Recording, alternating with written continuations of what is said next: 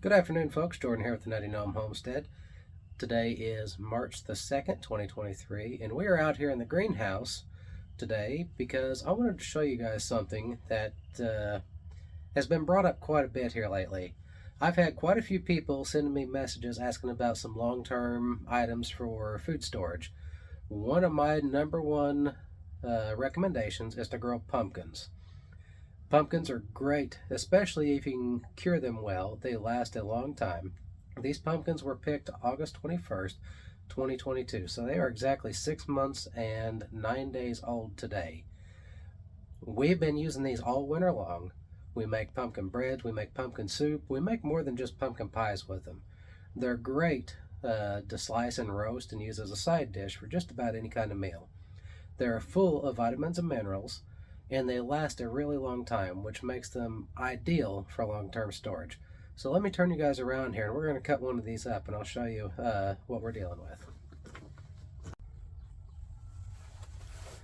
So what we have here are two fairy tale pumpkins. These are my preferred. I grow these every year. They last a long time, especially whenever you cure them after growing season. So this bottom pumpkin here is almost 30 pounds, and the top one is approximately 6 or 8 pounds. This is perfect for a single serving meal where you're not going to have any leftovers. The bottom one is if you're going to start making several pies or if you got a lot of dishes to make in the next couple of days. The pureed pumpkin will actually freeze well. You can also, like what we like to do, is we'll go ahead and make up our pumpkin pie mix and just put it in the freezer. That was so whenever you want a pumpkin pie, it's already made. This stuff is great, especially whenever you slice it, roast it in the oven with a little bit of butter, garlic, and black pepper. So I'm going to cut one of these open and show you guys how they look.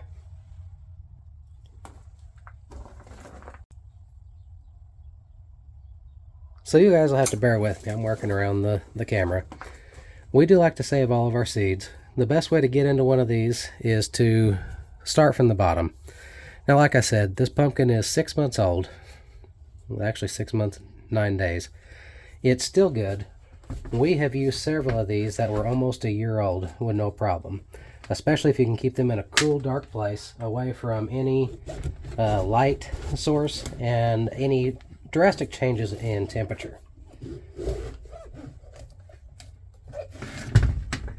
Now the first thing you guys are going to notice is that bright orange color.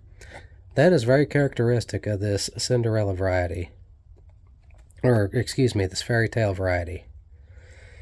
We grow the Cinderella pumpkins as well. It has a real sweet smell. It's got a nice firm texture. This is going to go great as a side dish tonight with dinner. So the best way to cut these up is we scoop out all the seeds.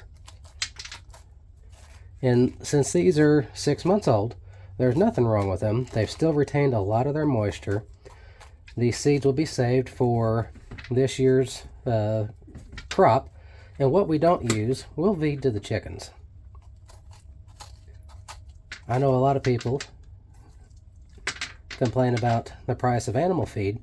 All of our animals will eat these pumpkins very easily. We don't have to try to get them to eat it. They actually look forward to it. Whenever they see us come outside with the pumpkins, these guys are ready to go.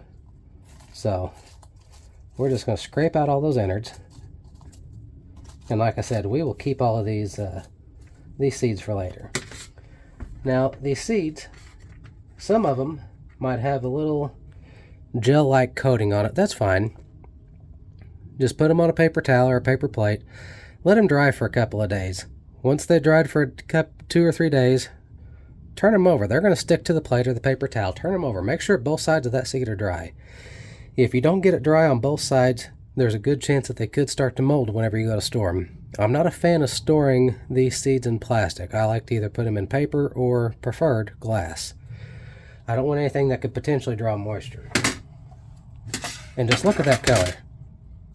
The pumpkins that you get at the store in the can don't have any kind of flavor or color that'll compare to this. A little bit of brown sugar, a little bit of butter roasted in the oven, 350, 375 until it's fork tender. These are absolutely delicious. And for a long-term food storage, what more could you ask for? Something that'll last 6 months that you grew in your own garden. Now, when we go inside, I'll scrape out the rest of these strings, and there's enough there for a meal for a family. So that's all there is to this, folks. These fairy tale pumpkins, like I said, are my favorite. These are an heirloom variety. I've been growing these for many years. I do keep my own seeds. We usually grow somewhere in the neighborhood of 100 to 300 pumpkins annually.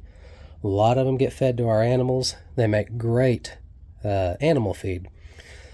Here's a tip. This bright orange flesh is really going to make your egg yolks bright orange.